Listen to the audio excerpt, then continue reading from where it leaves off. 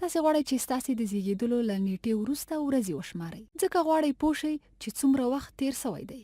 ستا د زیږېدو له ورځې یوه ورځ وروسته په دیوال یوه نښه کوي، بیا په بله ورځ بله نښه کوي، له هغې څخه په بله ورځ په دیوال بله نښه کوي. نو ویلی سې چې څومره ورځې تیرې سوي. ویلی سې هلته 1 2 3 ورځې دي. د دې کار لپاره یوه لاره دا ده چې دلته دا د نښو او سمبولونو مجموعه ده، کوم چې دا 3 عدد بیانوي. مګر کولی سو ادامه ورکړو. په 4مه ورځ بله نښه ږدي او په همدې شکل مخته ځي، یوه په بله پسې په هره ورځ یوه علامه لیکي. دقیقاً هغه پخوانۍ او ابتدایي طریقې دي. د عددونو د ارائه کولو اساسي او بنیادی طریقه دا ده چې یو عدد د عدد په علامې سره بیان کړو. وروسته له څو ورځو دلته را رسیږي. څومره ورځې به تیرې سوي وي؟ ډېر ښه.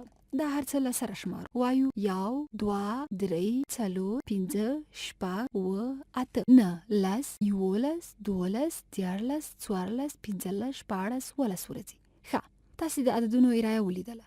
دا زموږ لږ وخت نیسي ترڅو پوه سو چې دا ولس دي. لږ څه نور کار به هم پرې وکړو. ادامه به ورکړو. یو ورځ په بله پسې او بله په بله پسې. د دیوال پر مخ همداسې د ورځې نښانه کولو ته ادامه ورکوو ترڅو پوه سو چې ستا د زیږېدو له نیټې څو ورځې تیرې دي. تاسې کولی سئ پوه سئ هر وخت چې تاسې وغواړئ چې څو ورځې تیرې سوي. خو شمارل یې لږ څه سخت دي او همدارنګه ډېر ځای هم نیسي.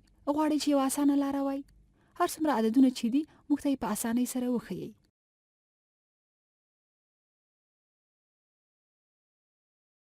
که لږ څه فکر وکړو، دقیقاً دا کوم عدد دی؟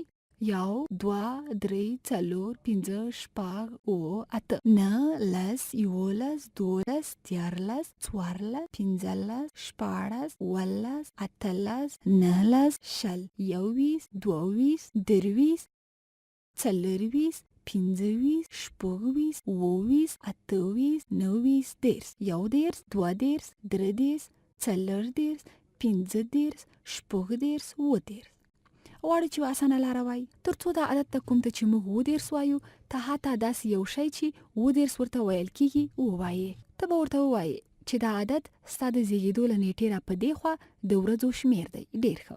که چیرې داسې یوه طریقه وای چې د عددونه یې سره یو ځای کړي وي، تاسې پوهیږئ چې زه په خپل لاس کې 10 ګوتې لرم. څه به وشي که زه دا په یو مجموعه کې سره یو ځای کړم او بیا ووایم چې د 10 څومره مجموعه یا ګروپونه لرم او بیا څومره په چپ طرف کې لرم. ښایي دا اسانه لاره وي ترڅو پورې دا مقدار بیان کړو.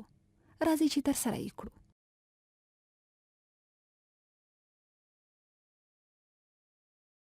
1 2 3 4 5 6 7 8 9 10.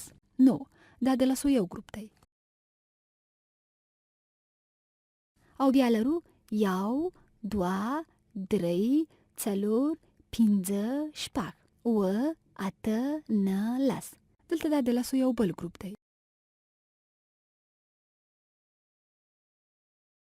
وګورئ دلته لرو 1 2 3 4 5 6 7 8 9 10. او دا د 10 یو بل ګروپ دی. او په آخر کې لرو 1 2 3 4 5 6 7. نو د 10 یو مکمل ګروپ مو لاسته را نه وړلو، نو خط نه ترې راتاوو. نو د دې ساده کار په کولو سره اوس نو ډېر اسانه ده چې پوه سو څو ورځې تیرې سوي. ضرور نه ده چې ټول وشمارئ. یوازې ووایو د 10 یو ګروپ، د 10 2 ګروپونه، د 10 3 ګروپونه، یا ویلی سو د 10 1 2 3 ګروپ کوم چې ډېر کیږي.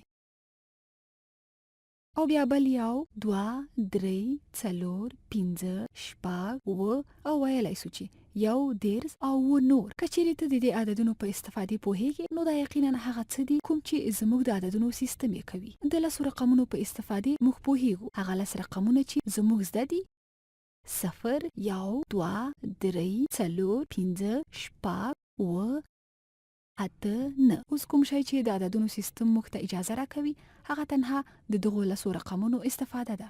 هر عدد چې وغواړو دقیقاً کولی سو بیان یې کړو په ډېره چټکۍ سره. زموږ لپاره ډېره اسانه لاره چې پرې پوه سو. که چیرې دلته وغواړو چې د دې لسیز بیان کړو، کوم ځای ته چې لسیز وایو یو دانه 3 به ولیکو، یعنی د لسیزو په ځای کې به 3 ولیکو. او بیا به یویز ولیکو. 1 2 3 4 5 6 7 او به د یویز په ځای کې ولیکو. نو څنګه موږ پوهیدلای سو چې کوم ځای یویز او کوم لسیز دی؟ ډیر ښه، له ښي اړخ څخه شروع کېدونکی ځای اول ځای د یویز ځای دی. بیا چپ لوري ته ځو، د لسیز ځای ته رسیږو، او که نور هم چپ لوري ته ولاړ سو نو د لسیز ځای ته رسیږو چې په راتلونکو ویډیوګانو کې به پرې بحث وکړو. نو موږ ته دقیقاً هماغه شی وایي، دقیقاً هماغه شی وایي لکه څرنګه چې دلته وو. دا موږ ته 3 دانې لسیز ښیي. 1 2 3 3 لسیز، یعنی 3 د لسو ګروپونه، او بیا د یویز یو بل ګروپ. کولای سو بیا یې ولیکو، دا له 3 لسیزو سره مساوي کیږي. 3 لسیز جمع او یویز. او یا بله طریقه 3 لسیز څه شی دی؟ که چیرې د عددونو همدا سیستم وکاروو چې 3 لسیز بیان کړو نو موږ به له 13 ولیکو، او بیا او یویز که یو ځل بیا د عددونو همدا سیستم وکاروو نو په 2 سره یې ښودلی سو. نو دا ټولې د 13 لپاره د ښودلو مختلفې لارې دي. نو په جرات سره ویلی سو چې د عددونو سیستم څومره پاک او منظم دی، حتی د 13 شانته عدد د کوم لپاره چې مو په دیوال خطونه ایستلي دي. ډیر سخت ده چې ویلولو او تاسو یې هلته تصور کولای شئ چې د 1052 په شان لوی عدد وغواړئ ولیکئ او دا ټولې علامې هر وخت وشمارئ. مګر د عددونو سیستم د دې لپاره موږ ته اسانه لاره راښیي.